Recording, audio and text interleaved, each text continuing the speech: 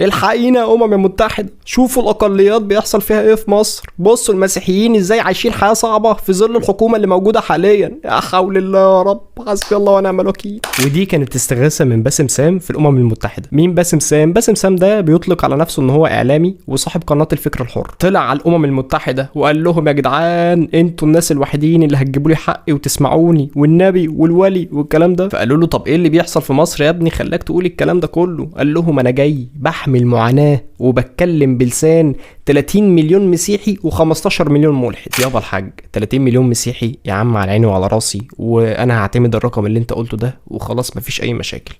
لكن 15 مليون ملحد مين يعني؟ او فين هيئة التعبئة والاحصاء اللي عدت ال 15 مليون ملحد من شعب مصر دول؟ يعني احنا ازاي حصينا 15 مليون ملحد في مصر؟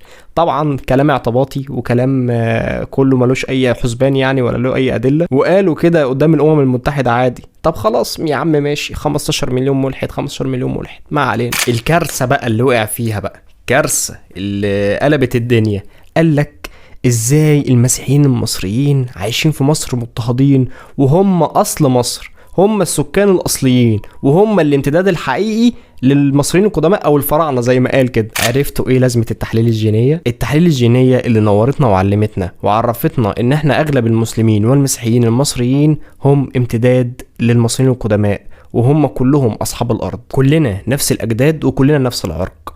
عرفتوا لما احنا بنتكلم وبنعيد ونزيد في الموضوع ده ايه ده؟ ايه اقتصاد مصر اتحسن اكيد لما احنا عرفنا التحليل الجينية بتاعت فلان الفلانية، ويا مصر اتنقلت حتة تانية.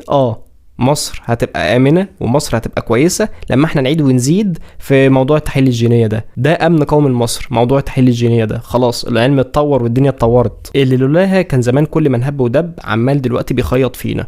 هو اوريدي يعني بالرغم من وجود التحليل الجينية ووجود كل حاجة قدام كل العالم برضه بيتم الطعن وبيتم اصدار التكهنات من دي. بيقول لك الحكومة المصرية والازهر الاتنين بقى ايه عاملين مع بعض رباطية كده، وبيخطفوا البنات القاصرات المسيحيات علشان لما يكبروا على سن 18 سنة يبقوا مسلمات وبتاع. طبعا الكلام ده لا انا شفته ولا جيراني ولا اصحابي ولا اي حد اعرفه ولا اي حد في مصر سواء كان مسلم مسيحي او حتى ملحد يا سيدي شاف الموضوع ده او حسه حتى. فكل الكلام ده طبعا ملوش اي ادله وبرضه تكهنات واعتباطات وماشي. اللي بعده يا عم بيقول لك من كتر الاضطهاد ما شفناش لاعب مسيحي واحد كرة قدم مثلا، ولا اي حد مسيحي ماسك مركز اداري مهم للبلد. فتعالوا نعرف مع بعض كل اللعيبه المسيحيين المصريين اللي لعبوا في مصر من ساعه لما قلنا يا كوره، يعني من 100 سنه فاتوا. رزق الله حنين، صليب رزق وفهم رزق. صليب رزق وفهم رزق دول كانوا 2 اخوات، رمزي برسوم وحليم تالوت، دميان ونخلة جرجس وجرجس نجيب والليوي وهاني سرور وعماد شروبيم، محسن عبد المسيح، طارق فهيم، ناصر فاروق واشرف يوسف، واخيرا وليس اخرا الكابتن هاني رمزي. فالفساد الكروي اللي في مصر ان الكوره بقت استثماري وان اللي معاه فلوس هو اللي بيلعب بس واللي معهوش ما بيلعبش، ده متطبق على الكل يعني المسلم والمسيحي واي حد يعني.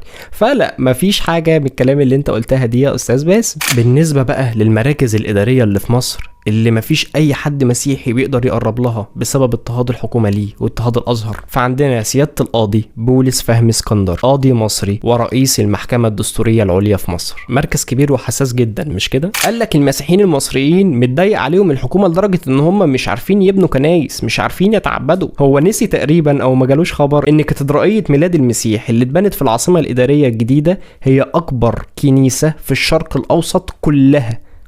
فانتوا متخيلين بقى يعني الاخبار بتوصل متاخر برضه. وبالنسبه لشريف جابر اللي انت بتقول ازاي خد 9 سنين عشان هو ملحد، انا عايزك بس تكلف نفسك وتشوف الدعوه القضائيه اللي كانت مرفوعه عليه. هو ما خدش 9 سنين عشان هو ملحد، هو خد 9 سنين بسبب إهانة المقدسات بتاعة المصريين، إهانة شخصيات مقدسة، إهانة ديانات، في العموم ازدراء أديان. فبالتالي للأسف يعني احنا في مصر اللي بيقل أدبه أو بيهين مقدسات الآخرين فبيعاقب علشان ما تبقاش سايبة يعني، أو كل الناس تطعن في مقدسات بعض. وبس بقى بسوم ما تبقاش تكسفنا تاني قدام الأمم المتحدة أو تفضحنا كده وتخلي الطبق مستور، ما تخليش الأجانب يشمتوا فينا.